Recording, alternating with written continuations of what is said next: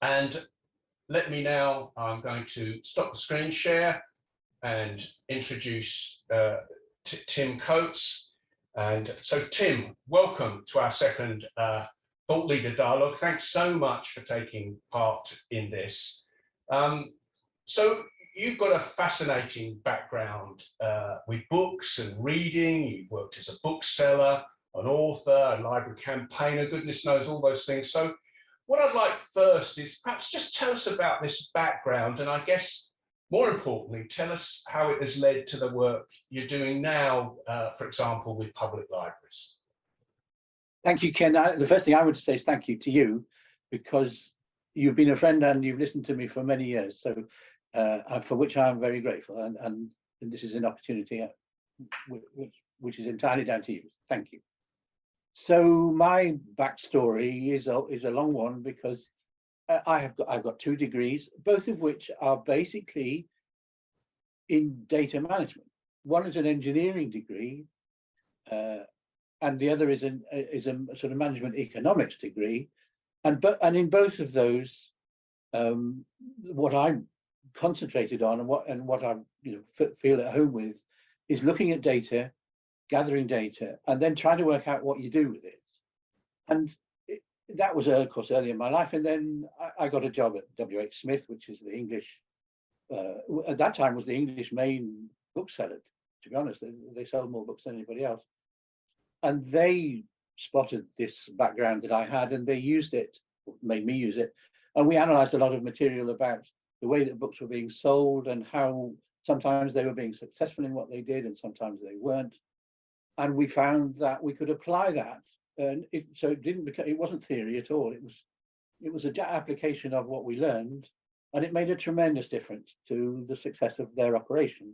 And that gave me a career, and then I got involved with Waterstone and so on. But to be honest, and when you look at the Freckle reports, which I know you're going to talk about in a moment, you see that basically what I say all the time is based on the data that we can find, which exists in abundance and has existed for a long time. And it tells you an awful lot about what's happening. So that's the heart of my background. But as you say, books are an essential part of it, and that's a dimension. So let's pick up that point about data. Data increasingly gets featured. It's a core part of movements like artificial intelligence in libraries. There's a lot of talk in both academic and public libraries about using evidence-based decisions and data and so on. And I used and quoted rather some of the data from one of the, I think it was the 2021 Freckle report. And what struck me was as you go back in time over the data, that decline you talk about, we'll talk about a bit more in detail, goes back a long time, doesn't it? So it's not a new phenomenon that we've seen, that what you've reported in the Freckle report, I think for the UK was something like a 70% decline in core book lending, and we'll talk about other things, services, and a not dissimilar trend in the US and Australia. So is that the case? In the UK, it's gone back 30 years, and being reported 30. In the US and in Australia, it's not gone back so long as that. It's more in the last decade it's come about.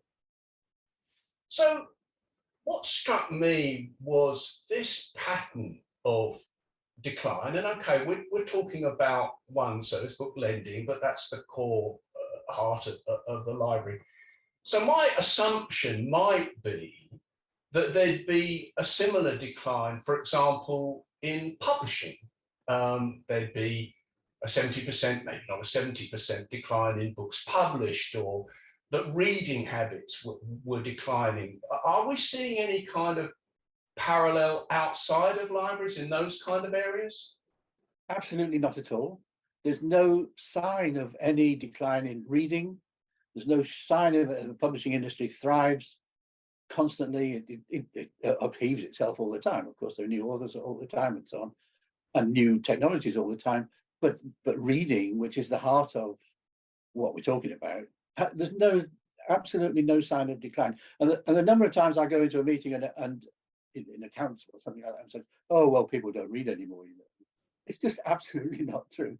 The figures show, I mean, and the consumer reports show totally that reading is a very stable thing. It's around about 80% and 70-80% of the population who read regularly all the time, always have, always will do. All my working life, it's always been around that number, and it's still up there now. The figures actually they've gone up because during the pandemic it went up. So that power of reading, and I've got to be careful here. I'm a bit biased because I did spend time as a children's librarian, working with children in public libraries and schools, and so I have a bit of a bias around that. But I noticed there's recently in The Guardian, I think it was maybe a couple of months ago, there was something about I think they were reporting on a literacy agency report, where they found that there was some decline in children reading from home, but they went on to talk about how the positive impact of reading was, and in quick terms, they said those children who are reading at home, and that's a key supporting element that, or an element that public libraries support, they just went on to earn more. And there was another report that was probably a decade ago, I think it was a DCMS report, that said public libraries are nearly twice as likely to say that they enjoy reading or enjoy reading a lot. And again, it said that people who read, that was a better determinant of their future outcomes than even sort of social status or something. So I suppose that's me getting a bit campaigning. So reading does have these powerful impacts. And what have you found out about how people find out what to read, for example? Let me say there's two really important things. There are always surveys which will say that children don't read. I mean, we've seen those year after year after year. I mean, and it's true that there always are some children who don't have the opportunity to read as much as everybody would want that they did, and putting that right is a constant problem. And then you'd say people always come out and say 14-year-olds don't read, particularly boys. Well, yes, that's true, and it's been true since the beginning of time, really. That children get to an age when there are so many other things going on in their lives that actually they don't read as much as they were, maybe when they were 8 or 9 years old. But I promise you, believe me, by the time they're 18 or 19, they'll be reading as much as anybody else, and by the time they're 25, the problem will have disappeared. It's a sort of dip that goes on in your life, and that's the first point. Is we shouldn't get too worried about reports that say children aren't reading. I only say that because I've heard it so often, and it's true, but it's not a serious permanent problem. We find ways around it. Everybody does. So that's the first thing. And the second thing is, I think people use it as a reason for not having libraries. They say, oh, well, children don't read anymore, so why should we have a library? And if we have a library, why on earth should it have any books in? Because children don't want books, because they want to watch films or they want to play games. And I say, if we have found that children aren't reading, the response that the public library service should be doing is to put more books in front of them, not to have less. I mean, that's exactly what you shouldn't do. So this idea that we should have kind of diminished the importance of books in public libraries because children aren't reading is a complete nonsense. What we should have done is put more books, more beautiful books in front of them, and that would help, to relieve the problem. I thought it was interesting that one of the quotes from that same Guardian article I thought actually was quite interesting, and it said, compared to other problems this country faces, providing varied reading material is relatively straightforward to fix, and we owe it to children to do that. So I suppose what strikes me then is that given that we've got a thriving publishing industry, and I don't want to overemphasize the children's side, that's just my bias really. Being in a public library sounds like a great, I know business isn't quite the right word, but if it's quite easy to fix, this sounds like a good place to be, doesn't it? That we can respond to that. What's your thoughts on that? Well, I mean, you're dead right. The role of the public library is to support people who want to read, whatever their age they are, doesn't matter. It's to help them to find whatever they want to read. There's the more that libraries can do that, the more they help everything. All the things that you talked about at the very beginning are helped when public libraries help people to find what they want to read. It isn't whether, you know, public libraries take too much share of the market and all that kind of stuff. That isn't the point. The point is that if the public library is influential in helping people to read, then everybody will benefit. And that to me is the very simple objective of having, is why we pay so much money for them. That's what they're there to do. And when they do it well, it's wonderful. So you've worked, and particularly I'm thinking of the work you've been doing as part of the Freckle, that culminates in the Freckle report. So across, it's not just the UK. You've done work looking at data from Australia and the US. So are we talking about a particular UK or British malaise, or is this malaise, if you like, going across other geographies like the US and Australia? Well, just to put it simply, in the last 10 years, there has been a decline in the use of public libraries, all the services, not just the book lending, but all the services in all those three countries, in the United States, in Australia, and in the UK. And and it's true that in the UK, it started a long time before that, 15, 20 years before that decline. And the measure is simply, do you use the library? Never mind what for, but do you use the public library? And the use of them has been going down and down and down. And people say, oh, but you can't judge a library by the footfall or by the number of books that are being loaned. And I say, absolutely, that's not right. You can judge a library by the footfall, and the book lending, because they are the impact measures that really matter. The decision as to whether the library is providing good service is made by the member of the public. And the way that you can tell whether they've had the impact that you want is whether they use the service. So if the use of the service is going down, as it has been, that means two things. It means the impact is going down and is lower than it was. It also means that the reputation of the service has gone down. And when we talk about reputation, it's really important, because if you tell your child to go to the library to look for a certain book, if the reputation is going down, it means that you won't do that, because then you know that there's no chance the child's going to find the book when it gets there. So this measure of use is a measure both of reputation and of impact, and it is so important. Therefore, 10 years of decline, constant decline of footfall and of book lending, because book lending is the main service by miles. We can talk about that. But those two in decline to the extent that they have been going down, present a serious problem. So let me then take you to some of the recent work you've been doing. That is the Freckle reports and the work that's behind that. That you've done some user surveying.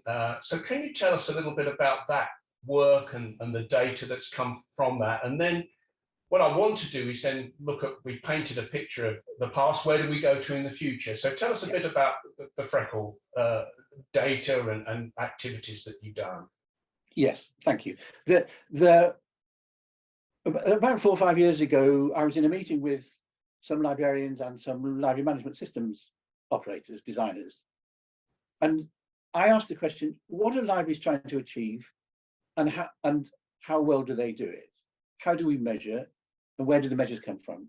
Because this was a library management system, discussion. And I was told, we don't think in those terms. We don't think in terms of measurement of what we do. We don't measure. So I thought, well, we should. It was my response to that. So I went first of all to try and establish some consumer views about what the public library service does. That doesn't mean asking library users what they think. What it means is asking the general public whether they regard public libraries as a useful thing and what they would use them for. So we initiated this consumer research, which we've done now 4 or 5 times. So we have some fairly consistent results. And we start off by asking people, did you go to the cinema? Did you go to a whole set of different places that you could go on, a bookstore? And then in the middle of that is, did you go to a public library? So we get a bit of a fix on where libraries fit within those people's lives. And then we say, did you watch a movie in the last year? Did you play a computer game in the last year? Did you watch a TV drama series? Did you read a book or use a book in the last year? So then we get a fix on, to the extent to which they read and the extent to which they use public library. Then we ask them, think of the book that you are reading most recently. Where did it come from? So then we begin to get an answer for, well, did you get it from Amazon, basically, or did you get it from a bookstore, or did you get it from a secondhand bookstore, or did you get it from a public library? So we get a picture of that. And then we ask, is it an ebook, or is it a print book, or is it an audio book? So we get a picture. So in that we get a sort of picture of where libraries fit within the firmament of reading, and where reading fits within the firmament of people's lives.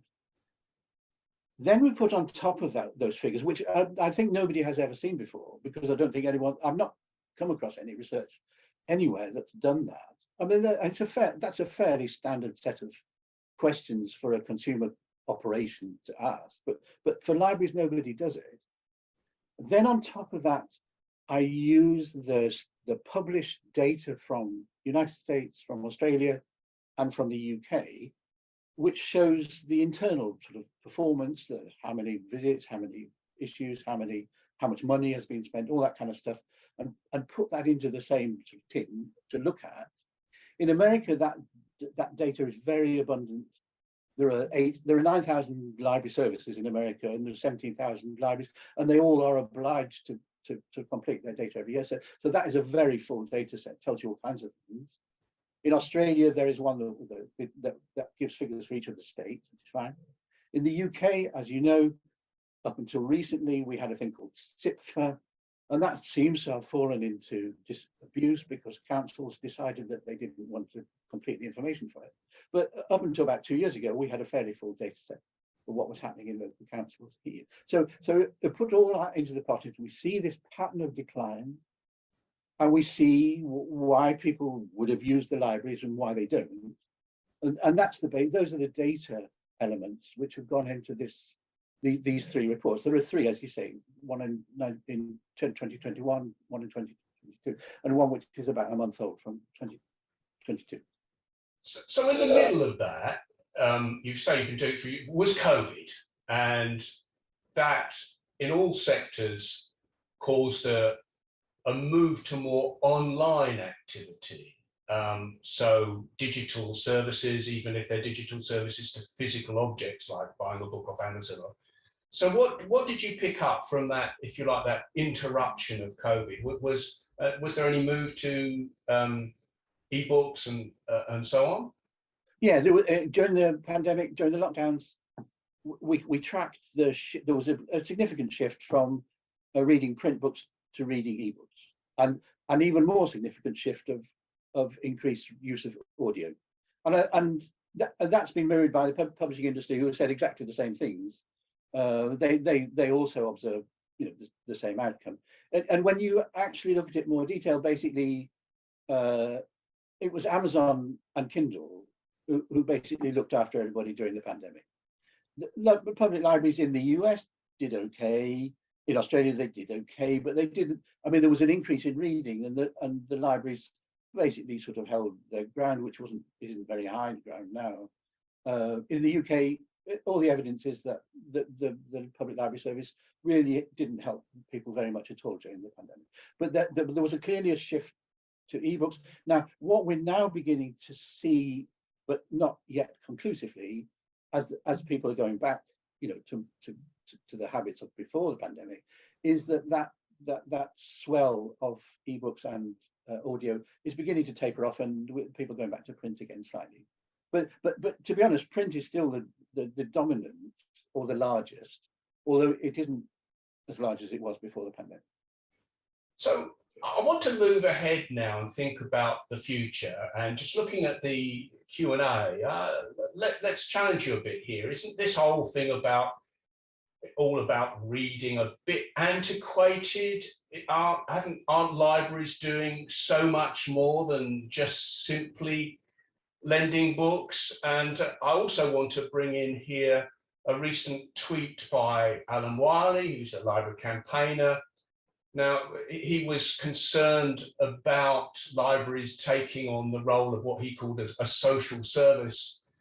But libraries do a lot of things. So Tim, are we just overdoing the reading stuff? Well, that's again, that's one of the most revealing findings from the research, because we asked people, what do they use public libraries for? I know that's different to asking librarians what services they think they offer. But when you ask people in large numbers in America and here, and what they use public libraries for, the overwhelming use, 85%, is for reading, for borrowing books, for studying, for working quietly on your own.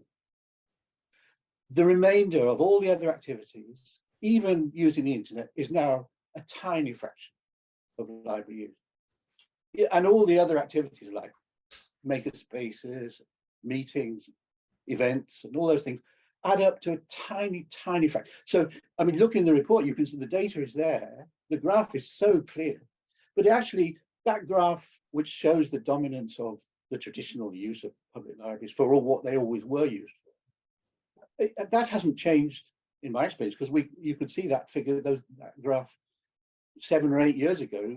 I can remember one being published by the Society of Chief Librarians. It's the same. So while librarians believe they offer a lot of services, the public don't want them. That's the overwhelming conclusion from the data. Or it doesn't mean they don't want them, but they don't really use them in any large volume. So, libraries. So just to your point about Alan Wiley, Alan is right. I mean, he's right about most things. So, and I would say, not only should people listen to Alan Wiley, they should do what he tells them. But this whole idea that libraries are a community service. So I mean, I'm being blunt.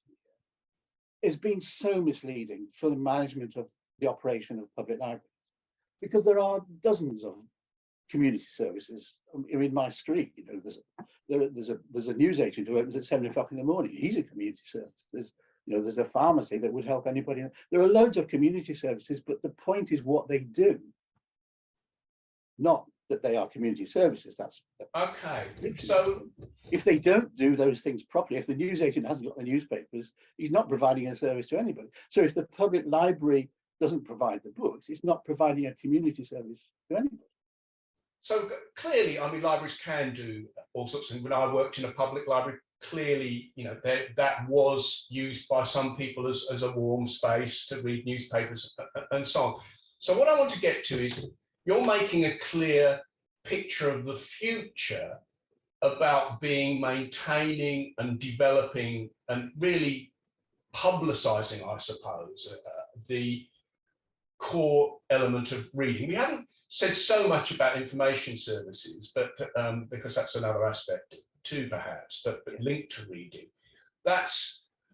And what you made me think is when James Daunt talks about Waterstones, and they took over Barnes and Nobles, didn't they, in the US?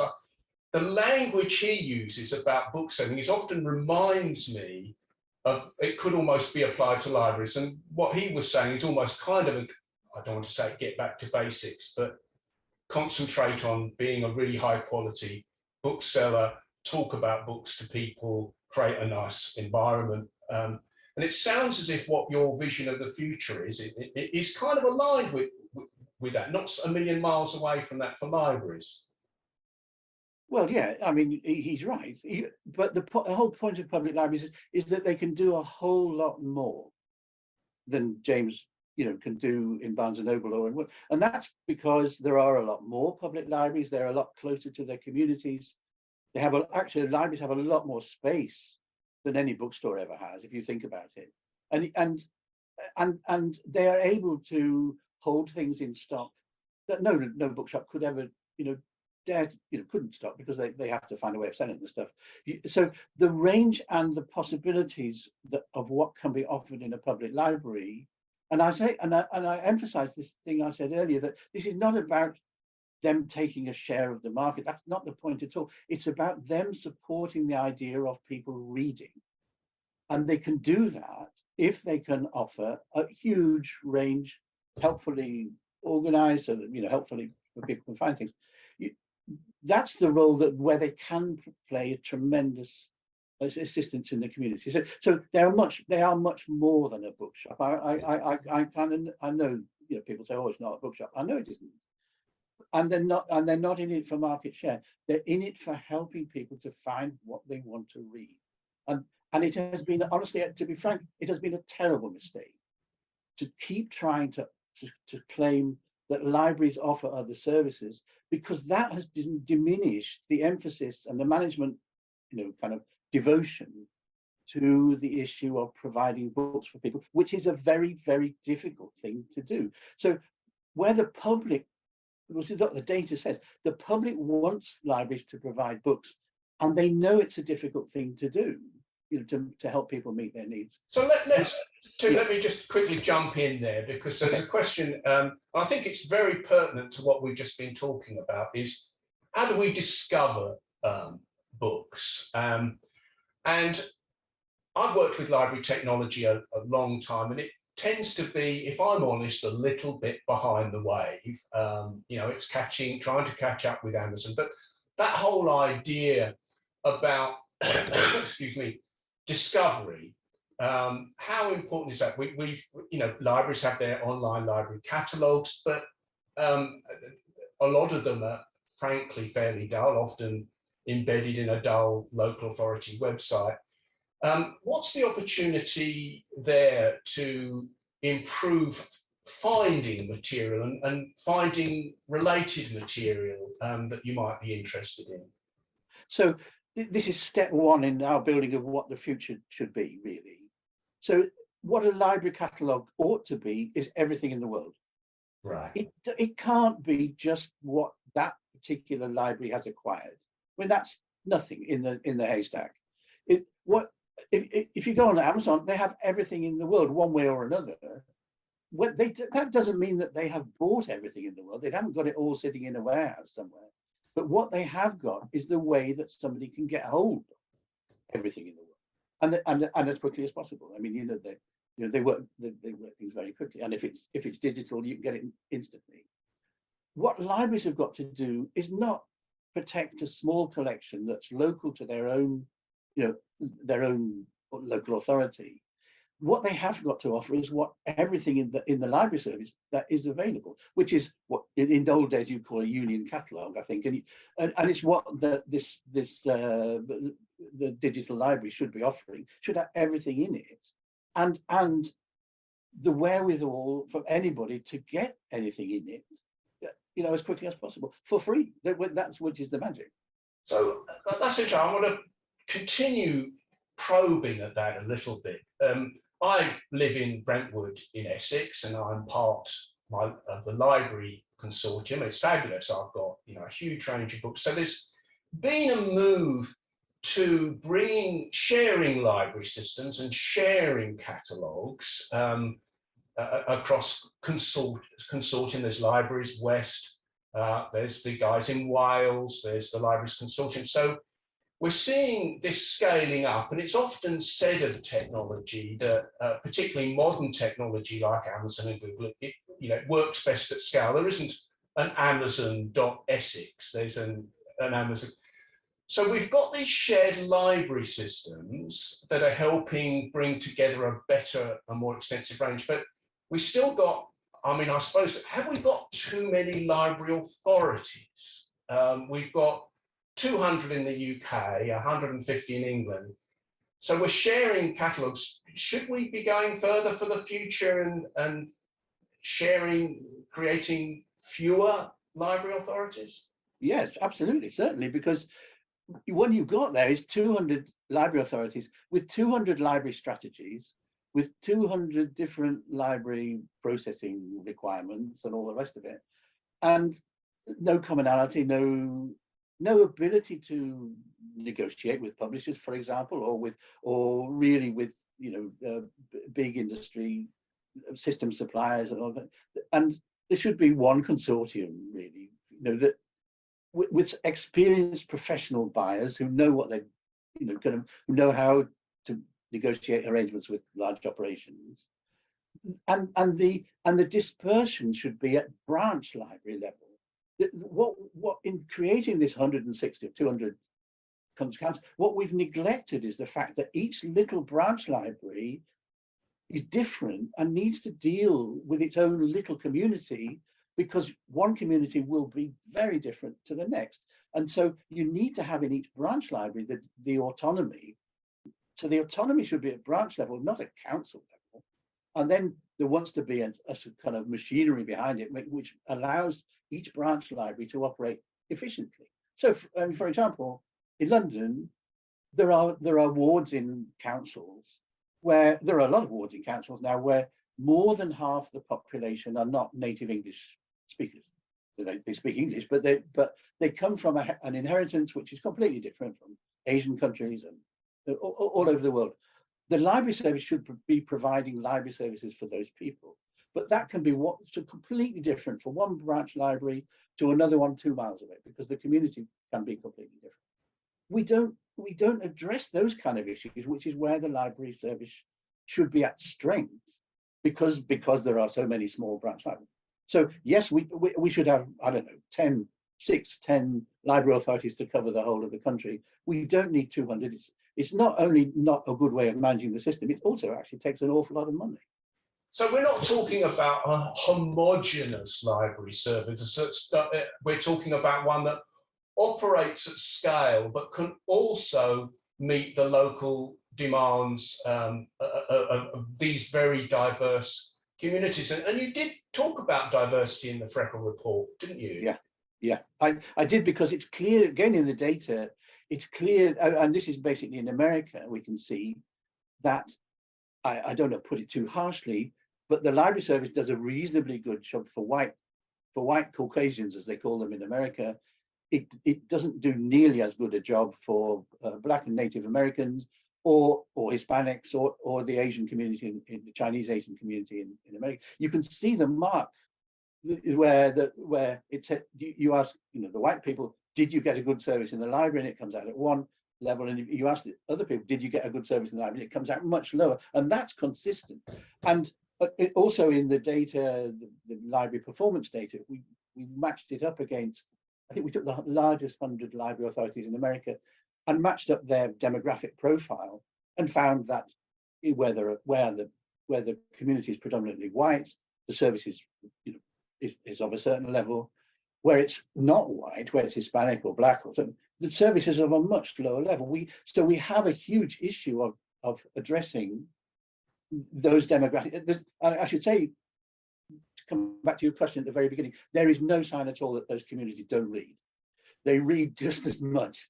And the best example of that is a library in Charing Cross Road. It's part of Westminster Council, where 25 years ago, 2 Chinese ladies were allowed to buy the stock for a whole floor, because it's just by Chinatown. And that library is mobbed every day because they've addressed the needs of the local community, and it's in their own language, and they find their own supplies. And so that is a huge issue for the library, because obviously that shift away from white Caucasian is growing all the time, and it's certainly happening in the UK, and it's a big issue. And I should say, Ken, it's not about, you see people talking about the color of the illustrations on the front of the book, or who are the authors, what's their names, or who works in a publishing house. It's not about that at all. It's about addressing the community and their culture and their heritage through cookery, through history, through fiction, through healthcare, because those are different in different. What we're really talking about here, Tim, isn't it? We're talking about marketing, not just promotion, but understanding the needs of communities and responding to them. And the very first webinar I did in this format was with one of the library technology vendors, and he was relatively new to this market. And he said one of the things he said, librarians are terrible at marketing. So I wonder, sometimes when you look at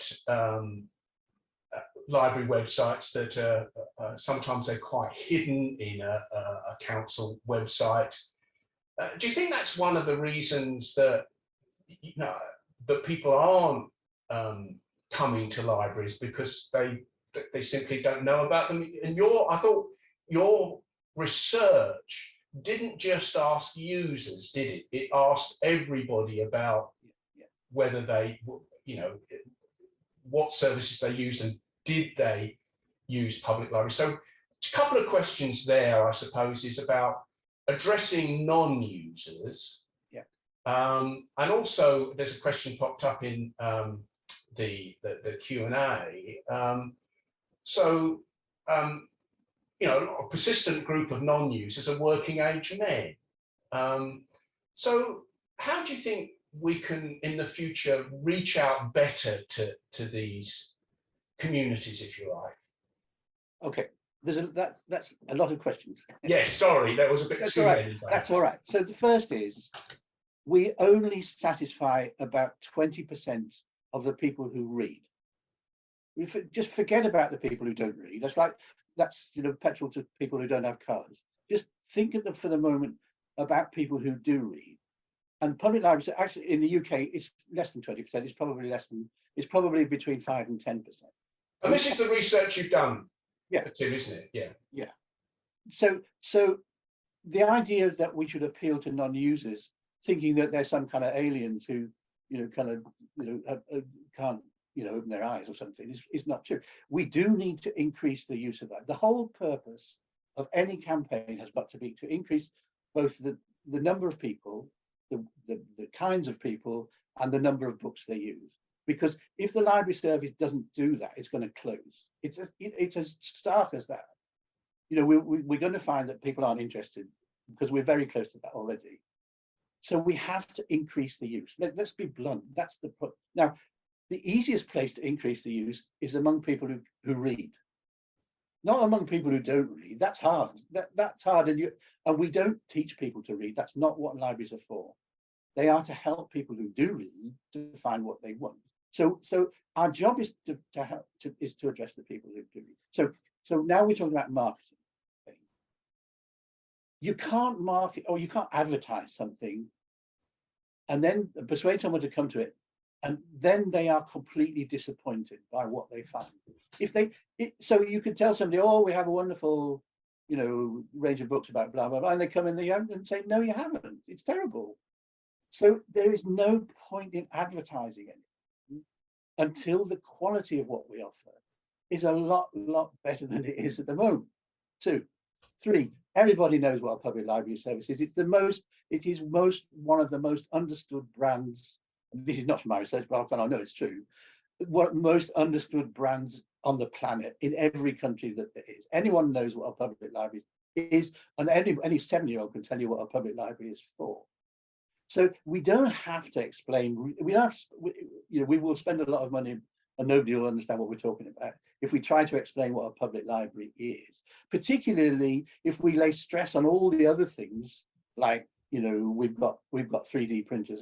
That's not what people think a public library is for. They would much rather know that it's going to have what they want to read. So I know people say we should market more, but I'd say, if you only had the books, and I've seen this because we've done it in individual libraries. If you've stocked the library with wonderful, say children's books, because the children's books around the world now are fabulous in what they offer. The last 40, 50 years of publishing has produced the most wonderful, illustrated, magical stories with everything. And when those are presented to children, they can't resist. So all you have to do to market your library is have a wonderful, wonderful, wonderful, abundant, fresh, clean collection of children's books.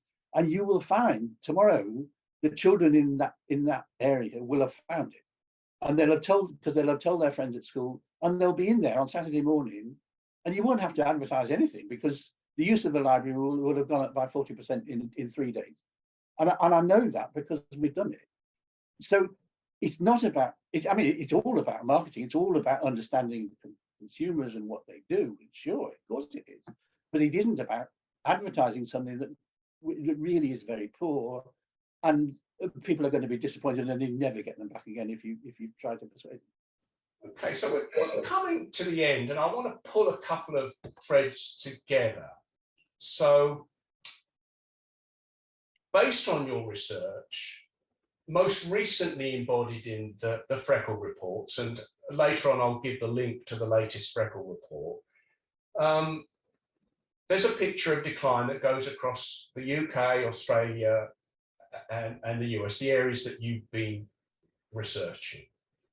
But what you've also said, I think, and this is what I'm picking up, is that we've got a good brand. People know what public libraries are, and it makes me think of, you know, when Royal Mail rebranded themselves, whatever it was, and they realised they'd shot themselves in the foot because everybody knew what the Royal Mail was. So we've got a good brand. People understand what public libraries are, and I think what you've also said is that there's still this appetite for the core service, if we call that core. And I know libraries do other things, but we're talking about the core service of reading, and reading has other effects, doesn't it? You know, as I talked about. So we've got a good brand, we've got a clear, if you like, area or problem that we can address. So what I want to ask you now, because this is a local government library technology, as we come to the end, is, so I've written a few requirements documents in my time, and I'm writing one right now. And it happens to be for public libraries. We won't say which one, but so what should I be doing to help, in technology terms, the library perhaps, what can it do? What would you say if you said, Ken, ask the library vendors, which is what a requirements document is doing, for these things? Is there a couple of things that you might help me out with or suggest? Yes. And I'm going to assume, because I know the answer, that this is a group of library services, not just one on its own. Yeah. Am I okay to say that? You can say that, yeah. Okay. So first thing is, before I answer that question, you've got to say, what is the service trying to do? Because the technology can only support a clear strategy, a clear objective. And what we are trying to do is to get more people to use more books in the libraries, and use and visit and use the books. So that is what we're aiming for. Now, so we can have, so the strategy, the technology strategy, is aimed on doing that. So the first thing is, we're going to measure whether we do that or not, because we don't do that at the present. We absolutely don't do measurement clearly. So we're going to know every night how many customers, I'm sorry, beg pardon, somebody, Alan will tell me off the second, how many users we have, where they come from, not personal information, but we need to know, if we're broadening the spectrum of diversity and things, we need to know something about those people, what age they are, what, you know, what something about the background, so we know that we are addressing the needs of the diverse community. Do you know what I mean? And then we need to know whether that's happened every single night, and then we need to know, you know, what books are being used every single night. It's that kind of measurement we need first. So that's a technological requirement. Then we need to offer a catalogue which is universal, which has got everything in it, basically. So and it wants to be on an app, frankly, nowadays, or I mean one website. So we don't want 46 authorities or whatever it is. We want one authority with one website, with one app, with one catalogue, which has got all the books that they can put into it. I mean, they may be linked up to another technology consortium as well, which would be very good, because then they can broaden but the widest possible range of books that are available there. Then they want in that the publishing feed of what is available everywhere. It's called an Onyx feed. It's, if you ask, I mean, what Amazon uses, they take the publisher's Onyx feed, which is everything that's going to be published, has been published, and that should be in the library catalog, so that you can say to somebody, you can have anything, and we will work out how to get it to you. If you say you want this, we will work out behind the scenes how to get it to you by tomorrow. That's what we do. That's print stuff. Digital stuff, the same. It wants to have everything in it. We need to come to an agreement with publishers, and talk about that separately, but so that the publisher can see that the library is being helpful to them by offering everything. So we've got one app, and within that app, then we can put all the functions of the library management system, all the things that traditionally go into all the membership stuff, all the transaction stuff, all the catalog numbering stuff, which is all one numbering system, all that kind of stuff, all on one base, which is a publicly available app. Publishers can see it, authors can see which books are being loaned, and so suddenly you open up the windows as to what's happening, and everyone can see that this is a service that is providing reading for everybody.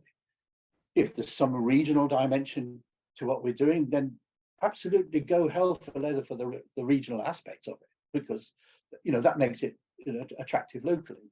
But so the technology, all those things exist.